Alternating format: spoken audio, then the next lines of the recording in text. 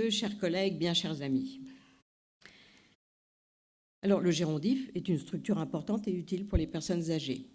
Mais à de cela d'admirable que les infirmières n'y sont jamais oubliées. Mieux, ils sont à leur juste place, voire mis en avant, ceci au bénéfice des personnes âgées. C'est dans ce cadre qu'a été commandé un travail sur la place de l'infirmière dans le parcours de soins de la personne âgée. Alors, on m'a laissé libre de le traiter comme je le souhaitais. Je vous en remercie. Et donc, je me suis autorisé un véritable parti pris, celui de regarder l'angle, et uniquement l'angle, Madame la Présidente, vous en parliez, de la pratique avancée. Uniquement cet angle-là, et je me suis autorisée d'inviter quelques collègues autour de la table. Alors, autour de infirmières de pratique avancée spécialisées en gérontologie, on peut se poser toute une série de questions. Et la première question qu'on nous pose le plus souvent, c'est quel est le rôle, quelles sont les activités de ces infirmières de pratique avancée. Alors, on connaît tous le poids des problèmes, la multitude de problèmes liés à l'âge et au grand âge. Et c'est ce pourquoi, autour de nos charmantes et souriantes personnes âgées, gravite toute une série de personnes, le gériatre, le chirurgien, l'anesthésiste. Vous remarquerez que j'ai commencé par le gériatre. Le médecin traitant, l'infirmière de ville, l'infirmière hospitalière, la diététicienne, l'assistante sociale, le psychologue, le kiné, l'entourage, les aidants, bien sûr, j'en oublie. Quel est le rôle de cette infirmière de pratique avancée? D'abord l'évaluation, pardon, avec le repérage de la perte d'autonomie, le repérage de la fragilité, et également la coordination de l'ensemble de ces personnes pour permettre un parcours plus fluide, permettre le décloisonnement de la vie l'hôpital et permettre de la prévention, comme la prévention des hospitalisations, des réhospitalisations et des urgences. Les infirmières de pratique avancée existent depuis très longtemps, plusieurs décennies, au moins 4 décennies dans quelques pays, dans la plupart d'ailleurs des pays, nous sommes un petit peu en retard, principalement outre-Atlantique, mais finalement sur le sujet des personnes âgées, depuis pas si longtemps, seulement le milieu des années 2000. Alors on n'est pas dans la session recherche, mais on va s'appuyer quand même sur la littérature. Dans ce domaine, il y a eu plusieurs auteurs, et notamment Ruth Martin Misener, qui a fait un travail. Elle a fait la première étude pan-canadienne qui déterminait les rôles et les activités des infirmières de pratique avancée dans le domaine des nursing homes. Elle a repéré 43 activités spécifiques à ces infirmières dans 4 domaines, la clinique, la coordination, la communication et la formation. Michèle Acorn était une de ces premières infirmières alors je y étais parce que maintenant elle fait de la formation, premières infirmières de pratique avancée spécialisées en gérontologie en Ontario. Elle a fait un travail où elle a suivi 602 bénéficiaires, c'est-à-dire personnes âgées et aidants, et elle a repéré une série d'activités.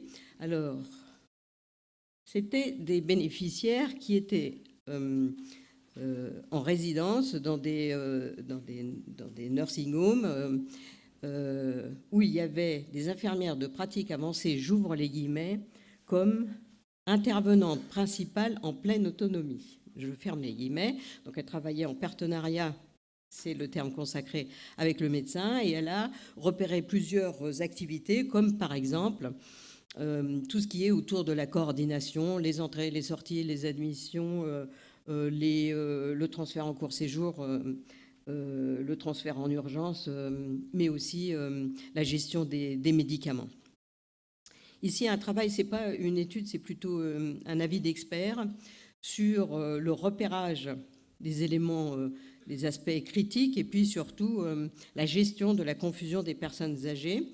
Et enfin, pour finir de répondre à cette question, Darouge a écrit sur les différents modèles le travail des personnes, de ces infirmières de pratique avancée en gérontologie, avec principalement 2 modèles. Le modèle qui est appelé soins partagés, où l'infirmière de pratique avancée est au sein d'une structure qui a plusieurs établissements, et elle répond aux besoins émergents.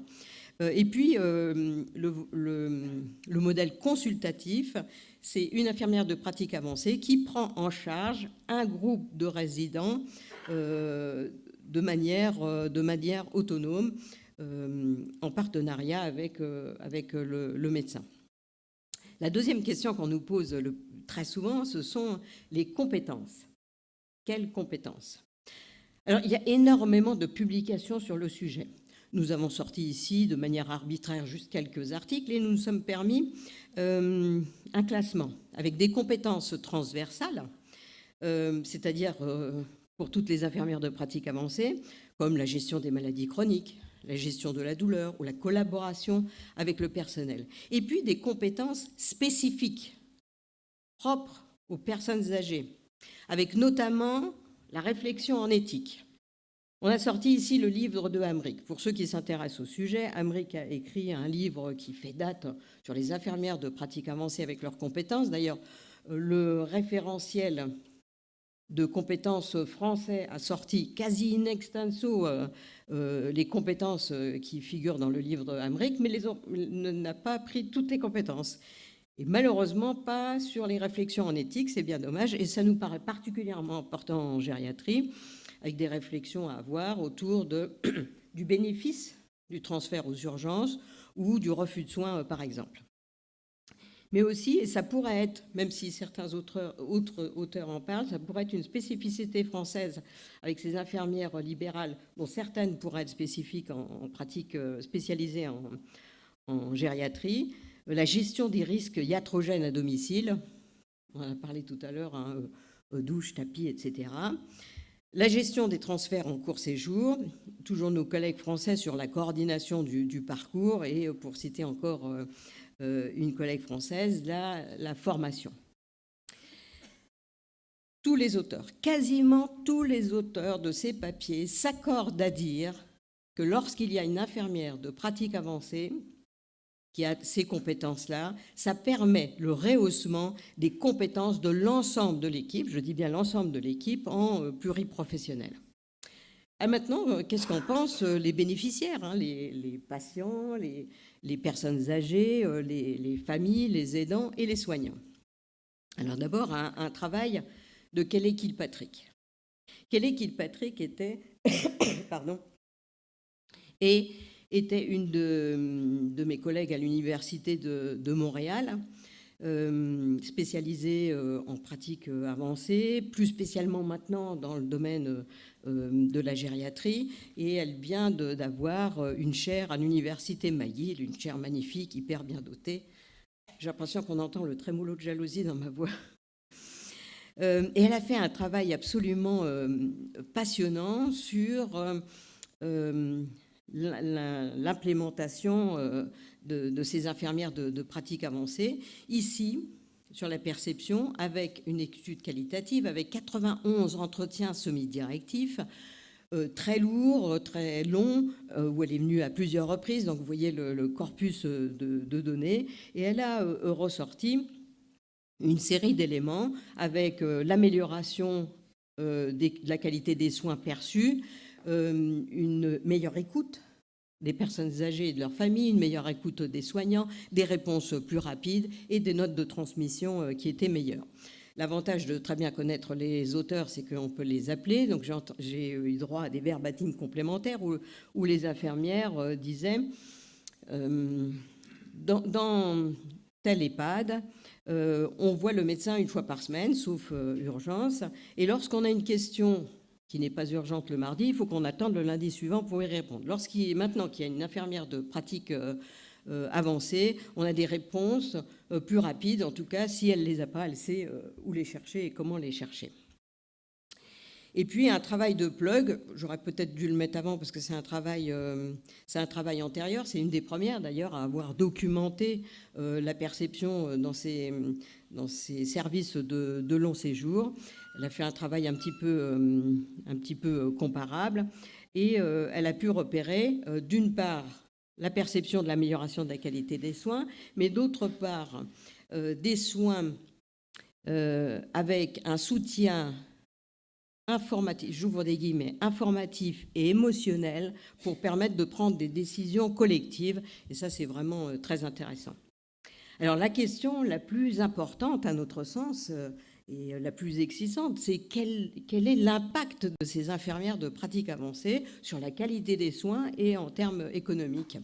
Alors, le premier papier que je vous présente, c'est un gros document de nos collègues de la puissante association américaine des infirmières cliniciennes. Ce n'est pas exactement, mais c'est quand même très, très comparable, où elles ont commis un gros document avec une grosse revue de littérature sur l'impact des infirmières de pratique avancée en général, où elles notent l'amélioration du taux de survie, le moindre recours aux urgences, la diminution des complications, la diminution des coûts, des durées de séjour et des erreurs de prestation. Donc vraiment très intéressant en termes d'impact, vraiment posé sur la littérature. Une petite parenthèse sur l'illustration. Je vous présente ma belle-mère, presque nonagénaire, ici dans son jardin, qui depuis 35 ans que je la connais me dit beaucoup aimer les infirmières, mais les appelle des piqueuses. Donc je me dis qu'en vous la présentant, en mettant en photo devant cette docte assemblée, et au ministère de la Santé, elle nous aurait pu employer ce vocabulaire. Toujours un papier sur... Alors c'est toujours Kelly Kilpatrick, un papier que je vous donne en avant-première. Vous savez que les anglo-saxons, et principalement outre-Atlantique, quand ils mettent quelque chose en place, une nouvelle organisation par exemple, ils y associent toujours un chercheur pour voir comment ça se passe, quelle satisfaction et quel impact. Je ne crois pas que ça se passe beaucoup en France ici, mais bon. Et donc, Kelly Kilpatrick a fait ça et a suivi 6 services, grosses structures de long séjour. Elle a suivi 538 patients avec une série d'indicateurs de qualité que vous connaissez, hein, chute, médicaments, transfert en court séjour, etc. Et en un an, elle a pu relever 3800 activités spécifiques en regard de ces indicateurs, avec effectivement une baisse des chutes, des ulcères de pression, mais principalement 2 points, une diminution du transfert en court séjour, d'hospitalisation, et surtout une réduction des médicaments, avec, on verra tout à l'heure, 30% de réduction de médicaments. Elle a fait un travail très, très intéressant sur le sujet. Avec, donc, sur les coûts, ici, un travail de Sarah Lansem, qui a fait une grosse étude avant-après, 18 mois avant, 21 mois après, et a repéré une diminution de coûts sur pas mal d'incidences, hein, toujours les mêmes, les chutes, les transferts, mais principalement sur le transfert aux urgences. Elle a émis l'hypothèse que, je vais essayer d'employer le bon vocabulaire, si on a le seuil de volonté de payer $1000 canadiens pour le transfert aux urgences, ça ne préjuge pas de ce qui se passe après le transfert, où parfois les patients sont hospitalisés, hein. Transfert aux urgences, alors il y a une rentabilité de 26%. Et toujours Kelly Kilpatrick, qui a toujours suivi, vous savez, ces fameux 6 EHPAD avec ses 538 patients, où elle a montré vraiment des diminutions dans beaucoup de choses. Là, elle a adjoint à ce travail un travail médico-économique avec un économiste de la santé célèbre, mais dont le nom m'échappe, et où elle a repéré une économie en un an de 5 millions de dollars, principalement sur la réduction et la gestion des événements indésirables, dont 1 million de dollars uniquement sur la réduction du temps d'administration des médicaments. Ça ne préjuge pas des médicaments qui ont été enlevés, ça, ils ne l'ont pas regardé, parce qu'ils ne pouvaient pas l'imaginer avant. Donc la réduction du temps d'administration des médicaments, 1 million de dollars. Alors comment conclure ? Nous sommes tout à fait persuadés que, vous le disiez, Madame la Présidente, tout à l'heure, c'est la mesure 49 de ce rapport que vous venez de citer. C'est le chiffre à la mode aujourd'hui pour nous. C'est vraiment important de mettre en place ces infirmières de pratique avancée. On pense que c'est un investissement pour la satisfaction des patients, des aidants, mais aussi des personnels, des soignants, pour la qualité et la sécurité des soins, pour la santé au total des personnes âgées, pour l'efficience du système de santé, ça a été montré, et de manière spécifique dans le domaine de la gérontologie, mais aussi pour le rehaussement du niveau de compétence des équipes. Je voudrais vous présenter les co-auteurs, avec Pascal Lambert, Lauriane Saliège et Christine Lenouvel, qui sont parmi ces tout premiers en France à être dans la pratique avancée spécialisée en gérontologie, et Kelly Kilpatrick, et je ne résiste pas au plaisir d'une nouvelle photo de ma belle-mère pour qu'elle change de vocabulaire pour les infirmières. Je vous signale aussi que Mme Kelly Kilpatrick, si vous êtes intéressé au sujet, vient en France le 17 avril. Je vous remercie de votre attention.